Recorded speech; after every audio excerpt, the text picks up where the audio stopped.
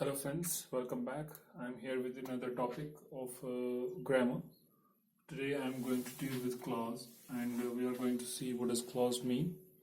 As I was taking sentence and there were certain points where we just fixed up, or we can say a question was raised about clause, and I tried to make you understand, but I thought that there should be a separate lecture on clause as well. So today I'll tell you what clause means. Clause usually is the building block of any language, or we can say usually English language. Building block, that means whenever you have different bricks, then only you will be able to construct a building. Same is the case when you have clauses, then only you'll be able to create a language. So any sentence that has subject, we can say the person who is doing something. Subject means a doer, a person who does work, and a verb means an action thing is called a clause. And it is simple that anything which has subject and has verb, that means the action is there and the doer of the action is there, then it is clause. Simply, clause makes complete sense, and it's not incomplete, it makes complete sense always. And phrase, what is the difference between phrase and clause? Now, phrase is a group of words which makes sense but not complete. It's not complete, it does not make complete sense. But this clause is a sentence which make complete sense. Like a clear blue sky. A clear blue sky is a phrase. Is a phrase, it is only, we can say, subject as well. Clear blue sky.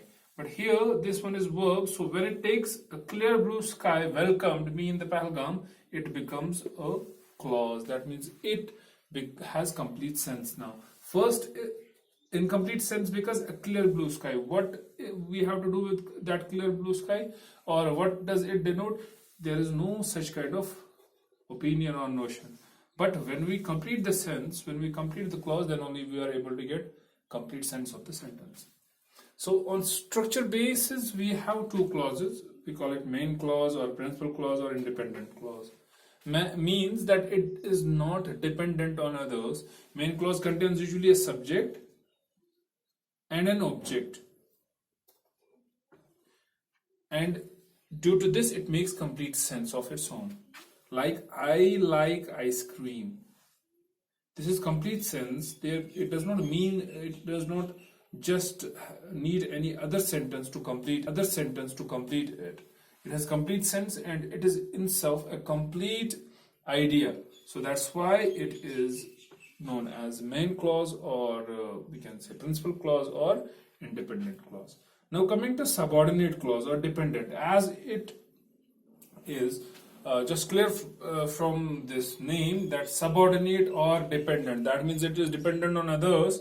So it contains a subject and a verb but depends on main clause. So it usually contains a subject and a verb, but it does not have any object, and it usually deals with, or we can say sometimes it lacks subject, sometimes it lacks object. So it does not make any complete sense. And like we have taken an example, I will go to Pahalgam. This is independent clause. It is main clause or principal clause. If you accompany me, I cannot use it alone because it has these circumstances.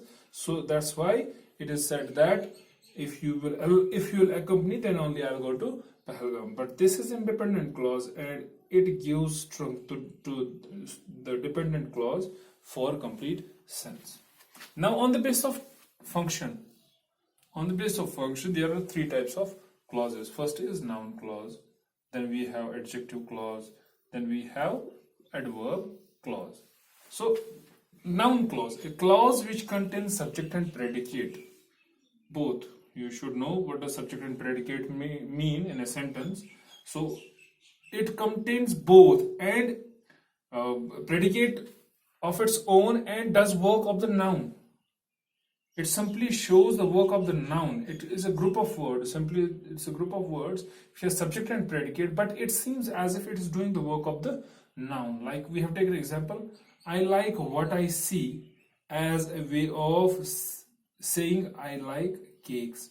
Look here, I like what I see it seems to be we are going to talk about a particular thing or which the person like to watch or like to see. So that may be one particular object which he is going to watch or see. So it simply makes it a noun clause. Or this, I like cakes. I like cakes usually give us a shape of cake over here. So it is a noun clause. It is just describing a noun, giving us a form of noun. Then adjective usually comes after the noun. It qualifies as adjective qualifies noun or pronoun. Same is the case with this very thing. It has several words which includes a subject and a verb, but it answers certain things.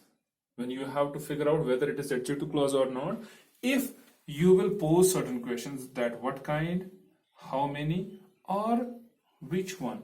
If the clause answers these three questions, then it means it's an adjective clause. It's a simple trick that if you have these three questions and you just go through it, if you ask to that very, like if I present this very example and I'll tell you to just draw out a clause in it, you have to figure out what kind of clause it is. So if you have to pose these three questions, if it answers these three questions, then definitely it's an adjective clause. Like the umbrella which has a broken handle is mine.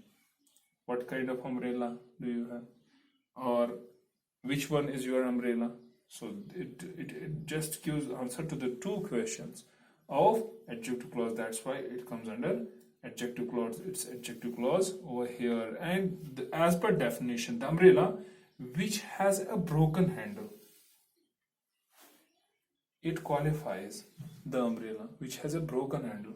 So it qualifies it. So that's why it is known as adjective clause. Look, this is noun. I'm again telling you this is noun, and after it comes this whole clause, and it's adjective clause. The adverb clause. What does adverb clause mean?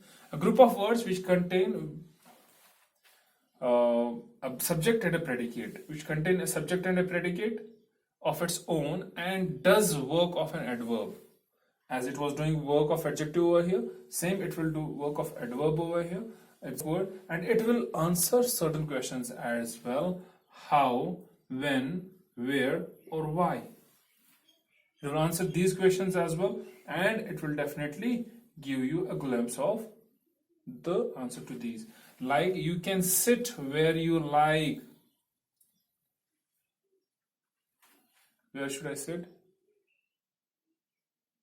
Where can I take my seat? So it just gives answer to this very question. If it gives question answer to any of these four, then it means it's an adverbial clause. That means a subject and a predicate, and when a word has a subject and a predicate of its own and does the work of an adverb, then it is adverbial clause as well.